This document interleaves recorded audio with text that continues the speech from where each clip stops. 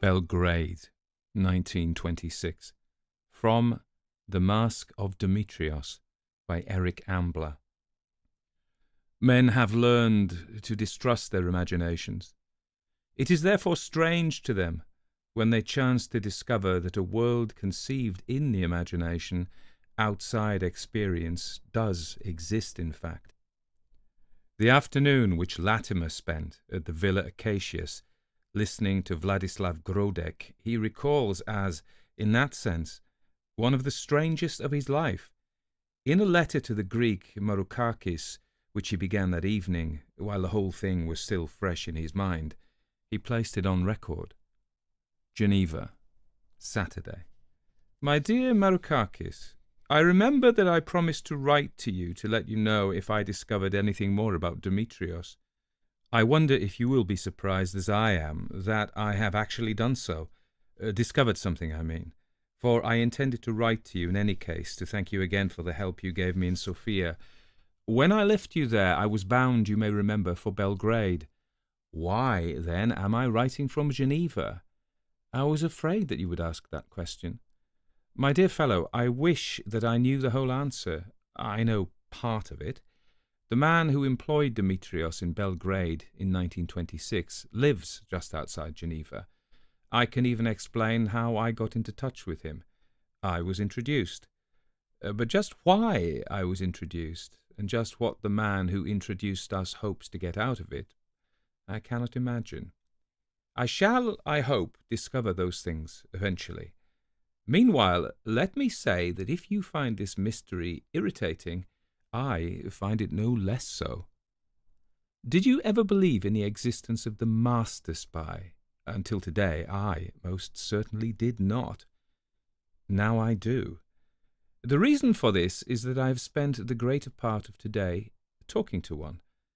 He is a tall, broad-shouldered man of about 60, with thinning grey hair still tinged with the original straw colour.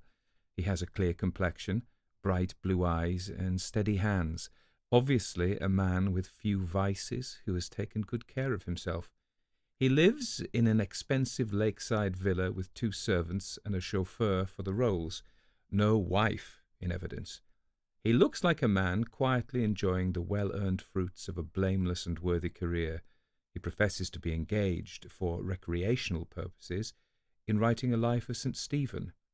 His nationality, I understand, was originally Polish.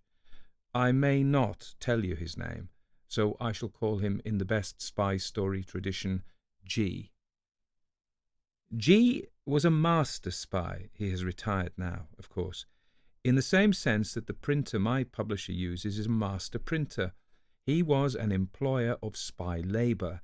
His work was mainly, though not entirely, administrative in character. Now, I know that a lot of nonsense is talked and written about spies and espionage, but let me try to put the question to you as G put it to me. He began by quoting Napoleon as saying that in war, the basic element of all successful strategy was surprise. G is, I should say, a confirmed Napoleon quoter. No doubt Napoleon did say that, or something like it. I'm quite sure he wasn't the first military leader to do so. Alexander, Caesar, Genghis Khan, and Frederick of Prussia all had the same idea. In 1918, Foch thought of it too. But to return to G. G says that the experiences of the 1918 conflict showed that in a future war, that sounds so beautifully distant, doesn't it? The mobility and striking power of modern armies and navies and the existence of air forces would render the element of surprise more important than ever. So important, in fact, that it was possible that the people who got in with a surprise attack first might win the war. It was more than ever necessary to guard against surprise, to guard against it, moreover, before the war had started. Now, there are roughly 27 independent states in Europe. Each has an army and an air force, and most have some sort of navy as well. For its own security, each of those armies, air forces, and navies must know what each corresponding force in each of the other 26 countries is doing, what its strength is, what its efficiency is, what secret preparations it's making. That means spies, armies of them. In 1926, G was employed by Italy, and in the spring of that year he set up house in Belgrade. Relations between Yugoslavia and Italy were strained at the time. The Italian seizure of Fiume was still as fresh in Yugoslav minds as the bombardment of Corfu. There were rumours, too, not unfounded, as it was learned later in the year, that Mussolini contemplated occupying Albania. Italy, on her side, was suspicious of Yugoslavia. Fiume was held under Yugoslav guns. A Yugoslav Albania alongside the Straits of Otranto was an unthinkable proposition. An independent Albania was tolerable only as long as it was under a predominantly Italian influence. It might be desirable to make certain of things, but the Yugoslavs might put up a fight. Reports from Italian agents in Belgrade indicated that in the event of war, Yugoslavia intended to protect her seaboard by bottling herself up in the Adriatic with minefields laid just north of the Straits of Otranto. I don't know much about these things, but apparently one does not have to lay a couple of 100 miles worth of mines to make a 200 miles wide corridor of sea impassable. One just lays 1 or 2 small fields without letting one's enemy know just where. It is necessary, then, for them to find out the positions of those minefields. That, then, was G's job in Belgrade. Italian agents found out about the minefields. G, the expert spy, was commissioned to do the real work of discovering where they were to be laid, without, a most important point this, without letting the Yugoslavs find out that he had done so. If they did find out, of course, they would promptly change the positions. In the last part of his task, G failed. The reason for his failure was Demetrios. It has always seemed to me that a spy's job must be an extraordinarily difficult one. What I mean is this. If I were sent to Belgrade by the British government with orders to get hold of the details of a secret mine-laying project for the Straits of Otranto, I should not even know where to start. Supposing I knew, as G knew, that the details were recorded by means of markings on the navigational chart of the Straits, very well. How many copies of the chart are kept? I wouldn't know. Where are they kept? I wouldn't know. I might reasonably suppose that at least 1 copy would be kept somewhere in the Ministry of Marine, but the Ministry of Marine is a large place. Moreover, the chart will almost certainly be under lock and key, and even if, as it seems unlikely, I were able to find in which room it is kept and how to get to it, how would I set about obtaining a copy of it without letting the Yugoslavs know that I had done so? When I tell you that within a month of his arrival in Belgrade, G had not only found out where a copy of the chart was kept, but had also made up his mind how he was going to copy that copy without the Yugoslavs knowing, you'll see that he's entitled to describe himself as competent. How did he do it?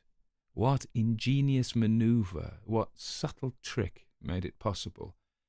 I shall try to break the news gently. Posing as a German, the representative of an optical instrument maker in Dresden, he struck up an acquaintance with a clerk in the submarine defense department, which dealt with submarine nets, booms, mine-laying, and mine-sweeping, of the Ministry of Marine. Pitiful, wasn't it? The amazing thing is that he himself regards it as a very astute move.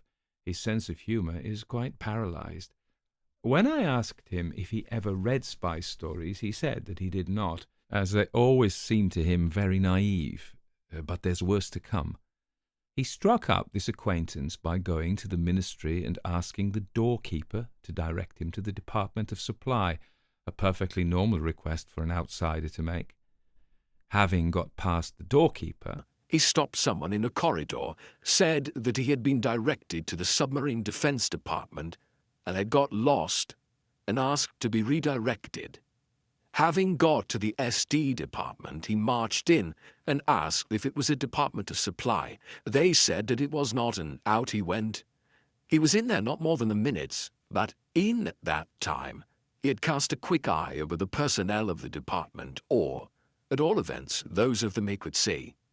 He marked down 3. That evening he waited outside the ministry until the first of them came out. This man he followed home. Having found out his name and as much as he could about him, he repeated the process on succeeding evenings with the other 2. Then he made his choice.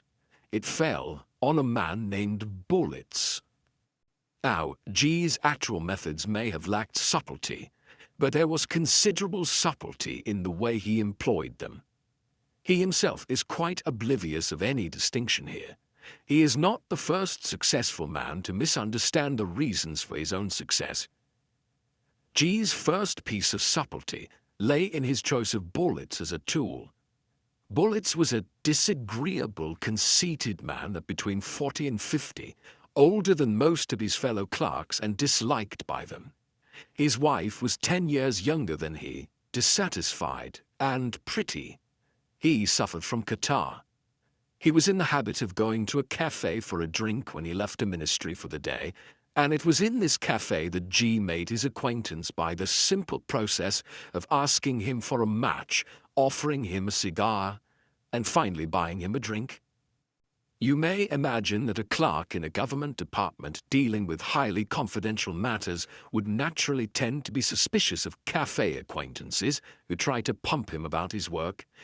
G was ready to deal with those suspicions long before they had entered Bullets' head. The acquaintance ripened. G would be in the cafe every evening when Bullets entered. They would carry on a desultory conversation. G, as a stranger to Belgrade, would ask Bullets' advice about this and that. He would pay for Bullets' drinks. He let Bullets condescend to him. Sometimes they would play a game of chess. Bullets would win. At other times they would play 4-pack bezique with other frequenters of the cafe. Then, one evening, G told Bullets a story. He had been told by a mutual acquaintance, he said, that he, Bullets, held an important post in a Ministry of Marine. For Bullets, the mutual acquaintance could have been one of several men with whom they played cards and exchanged opinions, and who were vaguely aware that he worked in the ministry. He frowned and opened his mouth. He was probably about to enter a mock-modest qualification of the adjective important, but G swept on.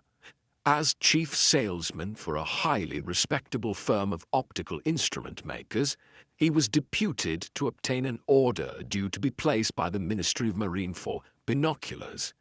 He had submitted his quotation and had hopes of securing the order, but, as Bullets would know, there was nothing like a friend at court in his affairs. If, therefore, the good and influential Bullets would bring pressure to bear to see that the Dresden Company secured the order, Bullets would be in pocket to the tune of 20,000 dinar. To that proposition from Bullets' point of view, here was he, an insignificant clerk, being flattered by the representative of a great German company and promised 20,000 dinar for doing precisely nothing. As a quotation has already been submitted, there was nothing to be done there. It would stand its chance with the other quotations. If the Dresden Company secured the order, he would be 20,000 dinar in pocket without having compromised himself in any way. If they lost it, he would lose nothing except the respect of this stupid and misinformed German. G admits that Bullets did make a half-hearted effort, to be honest. He mumbled something about his not being sure that his influence would help. This G chose to treat as an attempt to increase the bribe. Bullets protested that no such thought had been in his mind. He was lost. Within 5 minutes, he had agreed. In the days that followed, Bullets and G became close friends. G ran no risk. Bullets could not know that no quotation had been submitted by the Dresden Company, as all quotations received by the department to supply were confidential until the order was placed. If he were inquisitive enough to make inquiries, He would find, as G had found by previous reference to the official gazette, that quotations for binoculars had actually been asked for by the Department of Supply. G now got to work. Bullets, remember, had to play the part assigned to him by G, the part of an influential official. G furthermore began to make himself very amiable by entertaining Bullets in the pretty but stupid Madame Bullets at expensive restaurants and nightclubs. The pair responded like thirsty plants to rain. Could Bullets be cautious when, having had the best part of a bottle of sweet champagne, he found himself involved in an argument about Italy's overwhelming naval strength and her threat to Yugoslavia's seaboard? It was unlikely. He was a little drunk. His wife was present. For the first time in his dreary life, his judgment was being treated with the deference due to it. Besides, he had his part to play. It would not do to seem to be ignorant of what was going on behind the scenes. He began to brag. He himself had seen the very plans that in operation would immobilize Italy's fleet in the Adriatic. Naturally, he had to be discreet, but by the end of that evening, G knew that Bullets had access to a copy of the chart. He had also made up his mind that Bullets was going to get that copy for him. He made his plans carefully. Then he looked round for a suitable man to carry them out. He needed a go-between. He found Demetrios. Just how G came to hear of Demetrios is not clear. I fancy that he was anxious not to compromise any of his old associates. One can conceive that his reticence might be understandable. Anyway, Demetrios was recommended to him. I asked in what business the recommender was engaged when G became vague. It was so very long ago. But he remembered the verbal testimonial which accompanied the recommendation. Demetrios Talat was a Greek-speaking Turk with an effective passport and a reputation for being useful, and at the same time discreet. He was also said to have had experience in financial work of a confidential nature. If one did not happen to know just what he was useful for and the nature of the financial work he had done, one might have supposed that the man under discussion was some sort of accountant. But there is, it seems, a jargon in these affairs. G understood it and decided that Demetrios was the man for the job in hand. Demetrios arrived in Belgrade 5 days later and presented himself at G's house just off the Knez Militina. G remembers the occasion very well. Demetrios, he says, was a man of medium height who might have been almost any age between 35 and 50. He was actually 37. He was smartly dressed and, but I better quote in G's own words, he was chic in an expensive way, and his hair was becoming grey at the sides of his head. He had a sleek, satisfied, confident air, and something about the eyes that I recognized immediately. The man was a pimp. I could always recognize it. Don't ask me how. I have a woman's instinct for these things. So there you have it. Demetrios had prospered. Had there been any more Madame Bravesas, we shall never know. At all events, G detected the pimp in Demetrios, and was not displeased. A pimp, he reasoned, could be relied upon not to fool about with women to the detriment of the business in hand. Also, Demetrios was of pleasing address. I think that I had better quote G again. He could wear his clothes gracefully. Also, he looked intelligent. I was pleased by this because I didn't care to employ riffraff from the gutters. Sometimes it was necessary, but I never liked it. They did not always understand my curious temperament. G, you see, was fussy. Demetrios had not wasted his time. He could now speak both German and French with reasonable accuracy. He said, I came as soon as I received your letter. I was busy in Bucharest, but I was glad to get your letter, as I had heard of you. G explained carefully and with circumspection. He didn't do to give too much away to a prospective employee what he wanted done. Demetrios listened unemotionally. When G had finished, he asked how much he was to be paid. 30,000 dinar, said G. 50,000, said Demetrios, and I would prefer to have it in Swiss francs. They compromised on 40,000 to be paid in Swiss francs. Demetrios smiled and shrugged his agreement.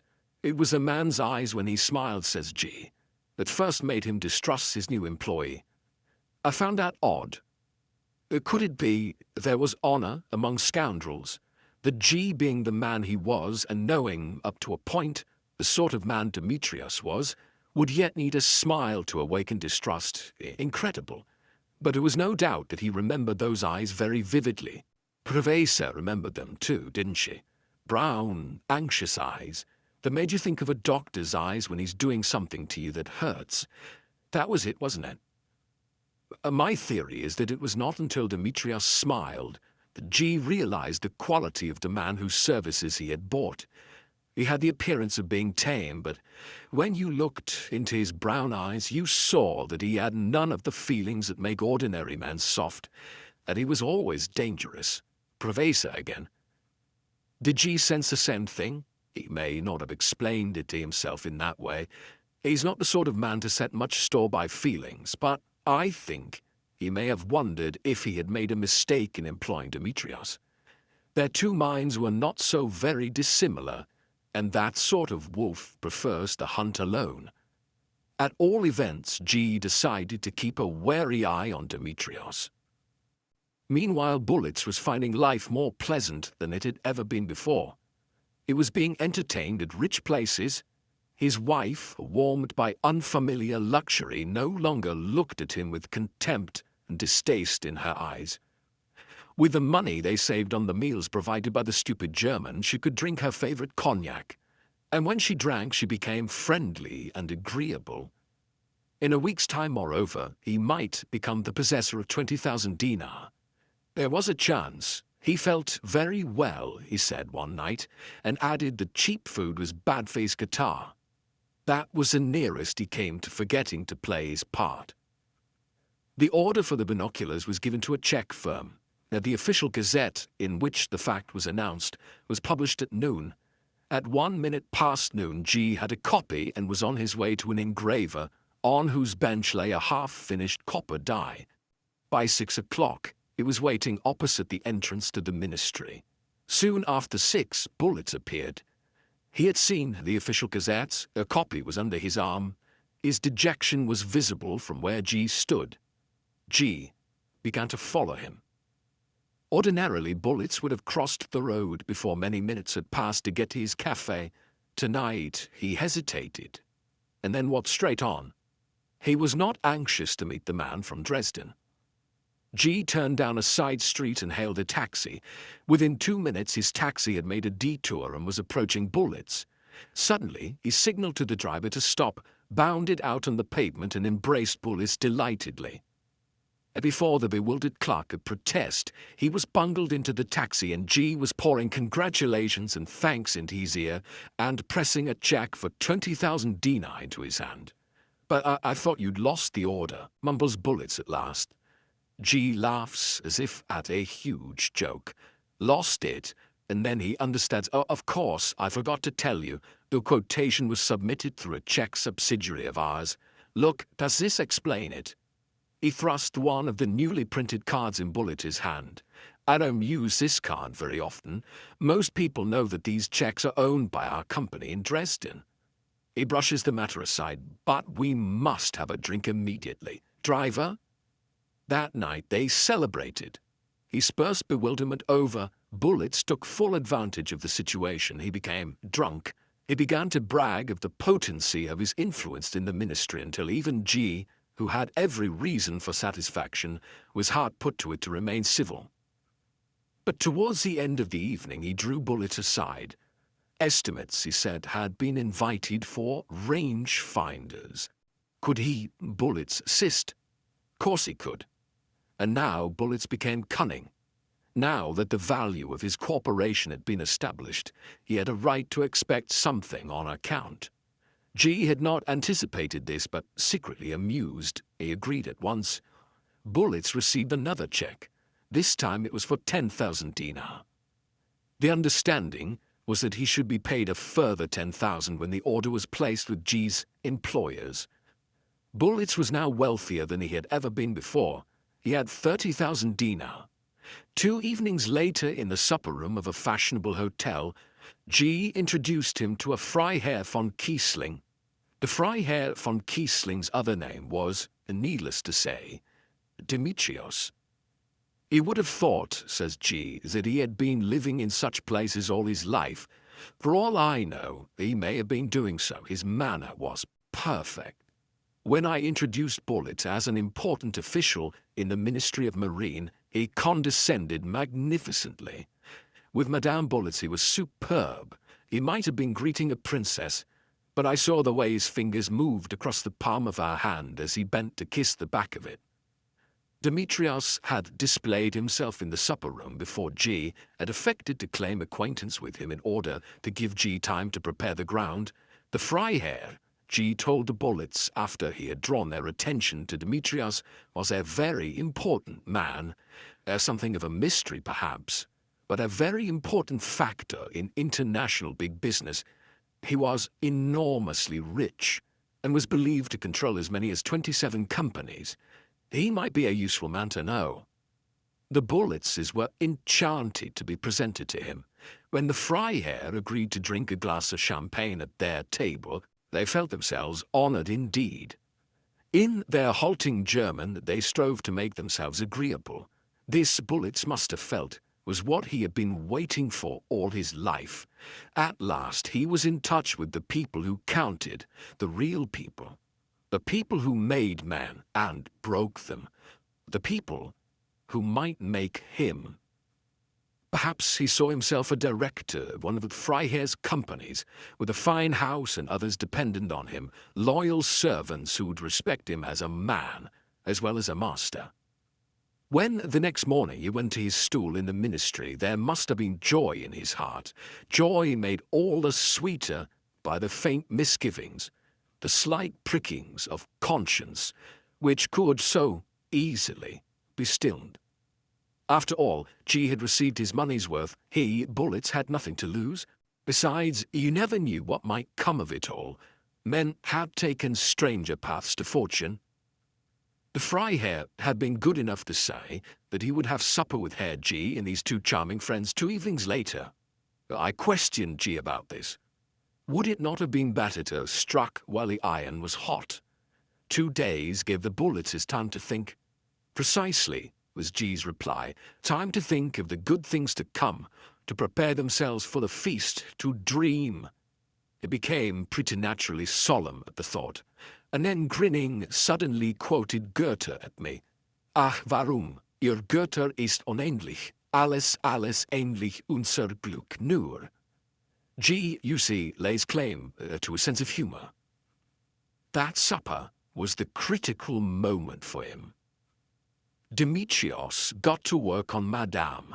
It was such a pleasure to meet such pleasant people as Madame, and of course her husband. She, and her husband naturally, must certainly come and stay with him in Bavaria next month. He preferred it to his Paris house, and Cannes was sometimes chilly in the spring. Madame would enjoy Bavaria, and so, no doubt, would her husband. That was if he could tear himself away from the ministry.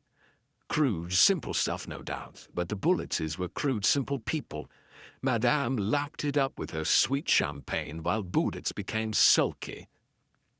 Then, the great moment arrived. The flower girl stopped by the table with her tray of orchids. Demetrios turned round and, selecting the largest and most expensive bloom, handed it with a little flourish to Madame Bullets, with a request that she accept it as a token of his esteem. Madame would accept it. Demetrios drew out his wallet to pay. The next moment a thick wad of 1,000-dinar notes fell from his breast pocket onto the table. With a word of apology, Demetrios put the money back in his pocket. G, taking his cue, remarked that it was rather a lot of money to carry in one's pocket, and asked if the Freiherr always carried as much. No, he did not. He had won the money at Alessandro's earlier in the evening, and had forgotten to leave it upstairs in his room. Did Madame know Alessandro's? She did not. Both the Bulletses were silent as the Freiherr talked on. They had never seen so much money before. In the Freiherr's opinion, Alessandro's was the most reliable gambling place in Belgrade. It was your own luck, not the croupier's skill, that mattered at Alessandro's. Personally, he was having a run of luck that evening, this with velvety eyes on Madame, and had won a little more than usual. He hesitated at that point, and then, "As you've never been in the place, I should be delighted if you would accompany me as my guests later." Of course they went, and of course they were expected, and preparations had been made. Demetrios had arranged everything. No roulette. It is difficult to cheat a man at roulette, but there was 30-40. The minimum stake was 250 dinar. They had drinks and watched the play for a time. Then G decided that he would play a little. They watched him win twice. Then the Freiherr asked Madame if she would like to play. She looked at her husband. He said apologetically that he had very little money with him. But Demetrios was ready for that. No trouble at all, Herr Bullitz. He personally was well known to Alessandro. Any friend of his could be accommodated. If he should happen to lose a few dinar, Alessandro would take a check or a note. The farce went on. Alessandro was summoned and introduced. The situation was explained to him. He raised protesting hands. Any friend of the Freiherr need not even ask such a thing. Besides, he had not yet played. Time to talk of such things if he had a little bad luck. G thinks that if Demetrios had allowed the two to talk to one another for even a moment, they would not have played. 250 dinar was the minimum stake, and not even the possession of 30,000 could overcome their consciousness of the value, in terms of food and rent, of 250. But Demetrios did not give them a chance to exchange misgivings. Instead, as they were waiting at the table behind G's chair, he murmured to Bullitz that if he, Bullitz, had time, he, the Freiherr, would like to talk business with him over luncheon one day that week. It was beautifully timed. It could, I feel, have meant only one thing to Bullitz. "My dear Bullitz, there really is no need for you to concern yourself over a paltry few hundred dinar. I'm interested in you, and that means that your fortune is made. Please do not disappoint me by showing yourself less important than you seem now." Madame Bullitz began to play. Her first 250 she lost on couleur. The second she won on Anvers. Then Demetrios, advising greater caution, suggested that she play à cheval.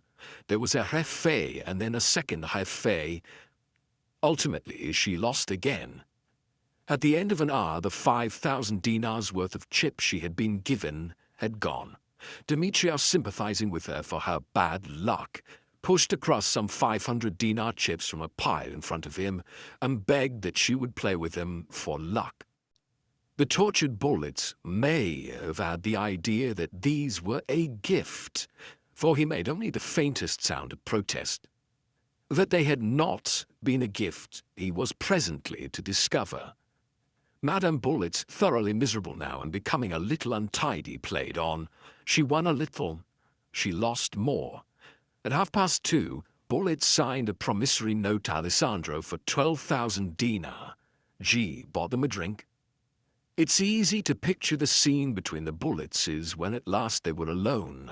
The recriminations, the tears, the interminable arguments. Only too easy. Yet, bad as things were, the gloom was not unrelieved, for Bullitz was to lunch the following day with the Freiherr, and they were to talk business. They did talk business. Demetrios had been told to be encouraging, no doubt he was, hints of big deals afoot, of opportunities for making fabulous sums for those who were in the know, talk of castles in Bavaria. It would all be there. Bullitz had only to listen and let his heart beat faster. What did 12,000 dinar matter? He had to think in millions. All the same, it was Demetrios who raised the subject of his guest's debt to Alessandro. He supposed that Bullitz would be going along that very night to settle it. He personally would be playing again. One could not, after all, win so much without giving Alessandro a chance to lose some more. Supposing the day went along together, just the two of them. Women were bad gamblers. When they met that night, Bullets had nearly 35,000 dinar in his pocket. He must have added his savings to G's 30,000. When Demetrios reported to G in the early hours of the following morning, he said that Bullets had, in spite of Alessandro's protests, insisted on redeeming his promissory note before he started to play. "I pay my debts," he told Demetrios proudly. The balance of the money he spent with a flourish on 500 dinar chips. Tonight he was going to make a killing. He refused to drink. He meant to keep a cool head. G grinned at this, and perhaps he was wise to do so. Pity is sometimes too uncomfortable, and I do find Bullets pitiable. You may say that he was a weak fool. So he was. But Providence is never quite as calculating as were G and Demetrios. It may bludgeon away at a man, but he never feels between his ribs with a knife. Bullets had no chance. They understood him, and used their understanding with devilish skill. With the cards as neatly stacked against me as they were against him, I should perhaps be no less foolish. It's a comfort to me to believe that the occasion is unlikely to arise. Inevitably he lost. He began to play with just over 40 chips. It took him 2 hours of winning and losing to get rid of them. Then, quite calmly, he took another 20 on credit. He said that his luck must change. The poor wretch did not even suspect that he might be being cheated. Why should he suspect? The Freiherr was losing even more than he was. He doubled his stakes and survived for 40 minutes. He borrowed again and lost again. He had lost 38,000 dinar, more than he had in the world, when, white and sweating, he decided to stop. After that, it was plain sailing for Demetrios. The following night Bullets returned. They let him win 30,000 back. The third night he lost another 14,000. On the fourth night, when he was about 25,000 in debt, Alessandro asked for his money. It's promised to redeem his notes within a week. The first person to whom he went for help was G. G was sympathetic. 25,000 was a lot of money, wasn't it? Of course, any money he used in connection with his orders was his employer's, and he was not empowered to do what he liked with it. But he himself could spare 250 for a few days. If it were any help, he would have liked to do more, but Bullets took the 250. With it, G gave him a word of advice. The Freiherr was the man to get him out of his difficulty. He never lent money with him. It was a question of principle, he believed. But he had a reputation for helping his friends by putting them in the way of earning quite substantial sums. Why not have a talk with him? The talk between Bullets and Demetrios took place after a dinner, for which Bullets paid, and in the Freiherr's hotel sitting room. G was out of sight in the adjoining bedroom. When Bullets at last got to the point, he asked about Alessandro. Would he insist on his money? What would happen if he were not paid? Demetrios affected surprise. There was no question, he hoped, of Alessandro's not being paid. After all, it was on his personal recommendation that Alessandro had given him credit in the first place. He would not like there to be any unpleasantness. What sort of unpleasantness? Well, Alessandro held the promissory notes and could take the matter to the police. He hoped sincerely that that would not happen. Bullets was hoping so too. Now he had everything to lose, including his post at the ministry. It might even come out that he had taken money from G. That might even mean prison. Would they believe that he had done nothing in return for those 30,000 dinar? It was madness to expect them to do so. His only chance was to get the money from the Freiherr somehow. To his pleas for a loan, Demetrios shook his head. No, that would simply make matters worse, but then he would owe the money to a friend instead of to an enemy. Besides, it was a matter of principle with him. At the same time, he wanted to help. There was just one way, but would Herr Bullets feel disposed to take it? That was a question. He scarcely liked to mention the matter, but since Herr Bullets pressed him, he knew of certain persons who were interested in obtaining some information from the Ministry of Marine that could not be obtained through the usual channels, they could probably be persuaded to pay as much as 50,000 dinar for this information if they could rely upon its being accurate. G said that he attributed quite a lot of the success of his plan. He deems it successful in the same way that a surgeon deems an operation successful when the patient leaves the operating theatre alive. To his careful use of figures, every sum from the original 20,000 dinar to the amounts of the successive debts to Alessandro, who was an Italian agent, and the final amount offered by Demetrios was carefully calculated with an eye to its psychological value. That final 50,000, for example, its appeal to Bullets was twofold. It would pay off his debt and still leave him with nearly as much as he'd had before he met the Freiherr. To the incentive of fear, they added that of greed. But Bullets did not give in immediately. When he heard exactly what the information was, he became frightened and angry. The anger was dealt with very efficiently by Demetrios. If Bullets had begun to entertain doubts about the bona fides of the Freiherr, these doubts were now made certainties, for when he shouted, "Dirty spy," the Freiherr's easy charm deserted him. Bullets was kicked in the abdomen, and then, as he bent forward retching in the face, gasping for breath and with pain and bleeding at the mouth, he was flung into a chair, while Demetrios explained coldly that the only risk he ran was in not doing as he was told. His instructions were simple. Bullets was to get a copy of the chart and bring it to a hotel when he left the ministry the following evening. An hour later, the chart would be returned to him to replace in the morning. That was all. He would be paid when he brought the chart. He was warned of the consequences to himself if he should decide to go to the authorities with his story, reminded of the 50,000 that awaited him, and dismissed. He duly returned the following night with the chart folded in four under his coat. Demetrios took the chart into G and returned to keep watch on Bullets while it was photographed and the negative developed. Apparently Bullets had nothing to say. When G had finished, he took the money and the chart from Demetrios and went without a word. G says that in the bedroom at that moment, when he heard the door close behind Bullets, and as he held the negative up to the light, he was feeling very pleased with himself. Expenses had been low, there'd been no wasted effort, there'd been no tiresome delays. Everybody, even Bullets, had done well out of the business. It only remained to hope that Bullets would restore the chart safely. There was really no reason why he should not do so. A very satisfactory affair from every point of view. And then Demetrios came into the room. It was at that moment that G realized that he had made one mistake. "My wages," said Demetrios, and held out his hand. G met his employee's eyes and nodded. He needed a gun and had not got one. "We'll go to my house now," he said, and started towards the door. Demetrios shook his head deliberately. "My wages are in your pocket. Not your wages, only mine." Demetrios produced a revolver. A smile played about his lips. "What I want is in your pocket, mein Herr. Put your hands behind your head." G obeyed.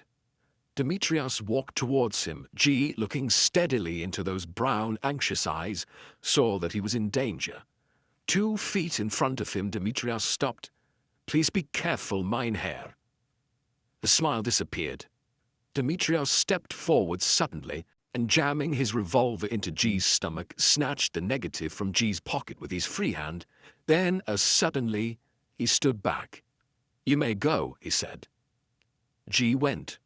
Demetrios, in turn, had made his mistake. All that night, men hastily recruited from the criminal cafes scoured Belgrade for Demetrios, but Demetrios had disappeared. G never saw him again. What happened to the negative? Let me give you G's own words. "When the morning came and my men had failed to find him, I knew what I must do. I felt very bitter. After all my careful work, it was most disappointing, but there was nothing else for it. I had known for a week that Demetrios had got in touch with a French agent. The negative would be in that agent's hands by now, I really had no choice. A friend of mine in the German embassy was able to oblige me. The Germans were anxious to please Belgrade at the time. What more natural than they should pass on an item of information interesting to the Yugoslav government?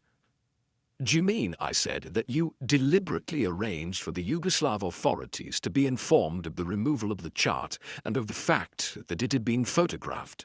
Unfortunately, it was the only thing I could do. You see, I had to render the chart worthless. It was really very foolish of Demetrios to let me go, but he was inexperienced.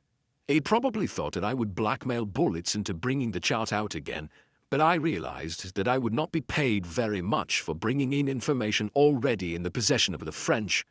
Besides, my reputation would have suffered. I was very bitter about the whole affair. The only amusing aspect of it was that the French had paid over to Demetrios half the agreed price for the chart before they discovered that the information on it had been rendered obsolete by my little démarche. What about bullets? G pulled a face. Yes, I was sorry about that. I always have felt a certain responsibility towards those who work for me. He was arrested almost at once. There was no doubt as to which of the ministry copies had been used. They were kept rolled in metal cylinders. Bullets had folded this one to bring it out of the ministry. It was the only one with creases in it. His fingerprints did the rest. Very wisely, he told the authorities all he knew about Demetrios. As a result, they sent him to prison for life instead of shooting him. I quite expected him to implicate me, but he did not. I was a little surprised. After all, it was I who introduced him to Demetrios. I wondered at the time whether it was because he was unwilling to face an additional charge of accepting bribes or because he felt grateful to me for lending him that 250 dinar. Probably he didn't connect me with the business of the chart at all. In any case, I was pleased. I still had work to do in Belgrade, and being wanted by the police, even under another name, might have complicated my life. I have never been able to bring myself to wear disguises. I asked him one more question. Here is his answer. Oh, yes, I obtained the new chart as soon as they'd been made, in quite a different way, of course. With so much of my money invested in the enterprise, I couldn't return empty-handed. It's always the same. For one reason or another, there are always these delays, these wastages of effort and money. You may say that I was careless in my handling of Demetrios. That would be unjust. It was a small error of judgment on my part, that's all. I counted on his being like all the other fools in this world. He's being too greedy. I thought he would wait until he'd had from me the 40,000 dinar due to him before he tried to take the photograph as well. He took me by surprise. That error of judgment cost me a lot of money. It cost Bullet his liberty. I'm afraid I said it a trifle stuffily, for he frowned. My dear Monsieur Latimer, he retorted, Bullets was a traitor, and he was rewarded according to his deserts. One cannot sentimentalize over him. In war, there are always casualties. Bullets was very lucky. I would certainly have used him again, and he might ultimately have been shot. As it was, he was sent to prison. For all I know, he's still in prison. I do not wish to seem callous, but I must say that he is better off there. His liberty, rubbish. He had none to lose. As for his wife, I've no doubt that she's done better for herself. She always gave me the impression of wanting to do so. I don't blame her. He was an objectionable man. I seem to remember that he tended to dribble as he ate. What's more, he was a nuisance. You would have thought, would you not, that on leaving Demetrios that evening, he would have gone there and then to Alessandro's to pay his debt? He did not do so. When he was arrested late the following day, he still had the 50,000 dinar in his pocket. More waste. It's at times like those, my friend, that one needs one's sense of humor. Well, my dear Marokakis, that is all. It is, I think, more than enough. For me, wandering among the ghosts of old lies, there is comfort in the thought that you might write to me and tell me that all this was worth finding out. You might. For myself, I begin to wonder. It's such a poor story, isn't it? There's no hero, no heroine, only villains and fools. We shall, I hope, meet again very soon. Croyez en mes meilleurs souvenirs. Charles Latimer.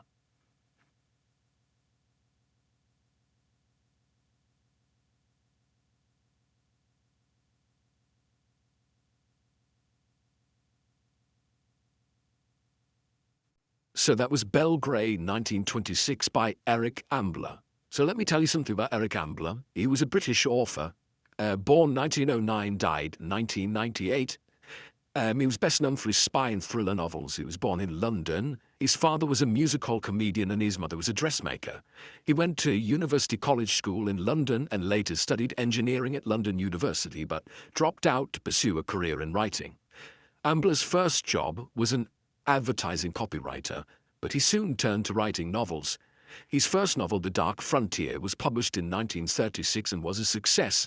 He went on to write several more novels in the 1930s, including Epitaph for a Spy and Cause for Alarm, which established him as a leading writer of spy and thriller fiction. During World War II, Ambler worked for the British War Office and the Ministry of Information, where he used his knowledge of propaganda and psychological warfare to help with the war effort. After the war, he continued to write novels, including Journey into Fear and The Sherma Inheritance, both of which were made into successful films. His writing style was characterized by his attention to detail and his ability to create complex and believable characters. Mind him a bit, was yours seminar in this?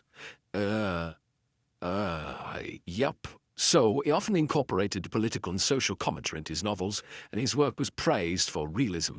In addition to his novels, he wrote screenplays, including the 1953 film The Cruel Sea, very big film, and the 1960s TV series The Avengers. That was good. He received numerous awards, including the Grandmaster Award from the Mystery Writers of America and the Diamond Dagger Award from the Crime Writers Association in '86. He continued to write and publish novels well into his 80s, and his last novel, The Care of Time, was published in 1981. He was 89 when he died. He's remembered as one of the great writers. So if you think about him as being situated, when I read something from the introduction to this book. So he said I talk really fast, as if... Anyway, someone to talk slow. I'm going to get you off to sleep. So anyway, this is from an anthology edited by Eric Ambler called To Catch a Spy. It's an old copy I got second-hand, and it is, I'm looking for a date on it, but 1962? Looks a bit older than that. That might be the cover. Anyway, so he selects short stories. Now, the big problem that the classic form of the spy story is the novel, rather than the short story. So short stories begin with, we know all this. We have Sherlock Holmes, and we have Edgar Allan Poe. Now, short story forms, they become later on novels, don't they? Our police procedurals and things are novels these days. Most crime novels are novels. Yeah, they're tautologically so. But, most crime stories are novels. And so he finds a few, and he wasn't a short story writer, so he included that chapter from The Mask of Demetrius, which I think is actually his most famous book. So as I recall, I've read it ages ago, and the book starts fantastically with the body of this Greek guy. Obviously there were lots of Greek speakers in Turkey in those days, before things changed over the 20th century and both sides exchanged population, which was very traumatic for many, many hundreds of thousands of people. But there was a big Greek population there, so it wasn't unusual. They were Greek. Presses, Greek churches still are, but much less so. This Latimer guy is trying to hunt him down, and he acts as a journalist, almost an investigator, and he's trying to investigate and find out who Demetrius was. And so he interviews people who've had contact with Demetrius, and we have one of them there, Vladislav Grodek, I think. It's revealed to us, and that's the story. But in itself, you can see this is a complete story, and it's what he's good at. So spy stories.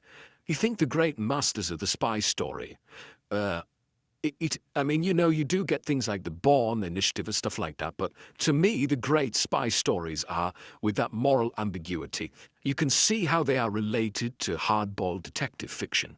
They're morally dubious characters doing shady things, mostly at night, borderline legal. So the spies of our own countries do things kind of legally, are either sanctioned by the government, but a lot of what they do is illegal. And so you see that the private eye, of course, the hardball private eye is often on the edge of the law. He's got a foot in both camps, so the spy has a foot in both camps, often in the enemy's camp of the spy. So the classic spy story is you don't know who to trust. That's the key thing. Usually there's massive amounts of betrayal. That's a real theme of spy stories. People are being betrayed right, left, and center. You don't know who you can trust, who is on your side. And then you get people like Len Dayton, war-weary, tired, spy stories set just after the Second World War. Game, set, and match and all as well. But I really enjoyed those. And then you have Graham Greene. The Graham Greene wrote all kinds of stories, but he'd worked for British intelligence. And so you have things like Quiet American, Our Man in Havana, The Human Factor. And they're morally ambiguous, and they state, deep state, or whatever you want to call it, is not nice. You cannot trust it. It does not love you, and it's not looking out for you. So, yeah. So this is what they're all about. And the other thing I want to say is why Ambler, to me, he has these characters. Who do we like in that story? Well, there's flashes. We see ourselves in them, I think, in some... Well, I don't know how much you've betrayed, but, we can see our weaknesses and ambiguities. If you were that Clark, living that kind of life, and he might be a dribbler, but we all dribbled. Yeah, he was perfect, but his weakness is preyed upon, and he's naive and he's foolish. This goes on all the time. So he was pitiable, I think. I pitied him. And I could imagine, I'm not myself, I've never done anything like that, just to be clear, but you can see his weakness. You can see his weakness. You could see the wife's weakness. And G, the Polish spy, master spy, you forgave him a little because he was so matter of fact about it. He wasn't inhuman. He wasn't a psychopath. He felt a little bit for these people, but he still didn't stop to him. Maybe he was a psychopath, to be fair, and he was only pretending. But there we are, What I was going to say about the writing is that I was thinking this when I was reading Daphne du Maurier as well. And there are many writers who are good at this, but some are very good. And they torture us. They torture the character. And this is like dramatic irony almost. So dramatic irony is where you know more than the character. So you can see it coming. Think of Oedipus Rex. We know what's coming, he doesn't.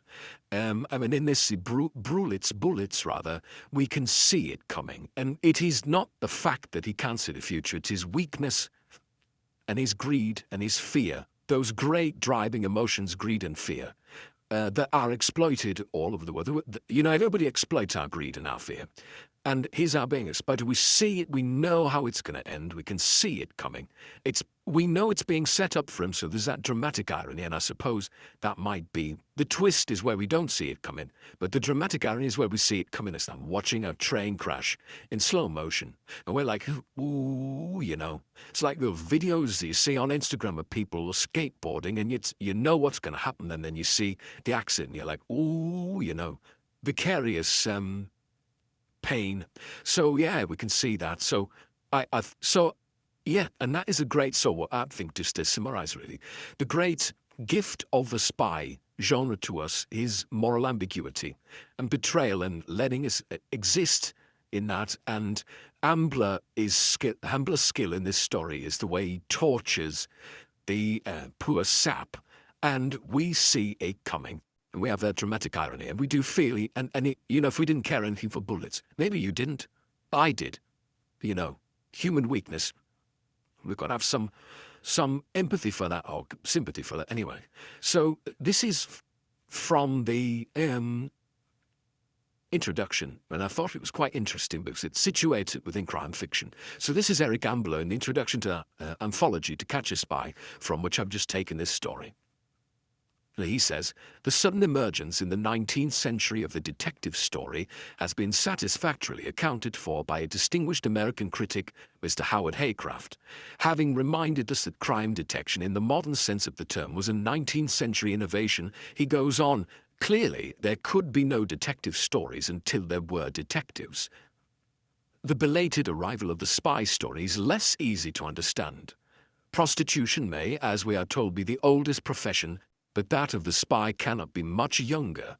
There seems to have been no period in recorded history when secret agents have not played a part, and sometimes an important part in political and military affairs. Yet it is impossible to find any spy story of note written before the 19th century. James Fenimore Cooper's The Spy 1821 is mainly concerned with conflicting loyalties during the American War of Independence. It is noteworthy only in that says Ambler, in that it is unreadable. The usual explanation is that until the Dreyfus case, 1894-1899, he may have studied that in history like I did, brought such matters to send so sensationally to the public's attention, nobody had been much interested in spies or spying, and so I'm trying to slow myself down, and so would not have been interested in stories about them. This seems to me too simple, and in its suggestion that the public cannot be interested in stories about unfamiliar subjects, plainly silly.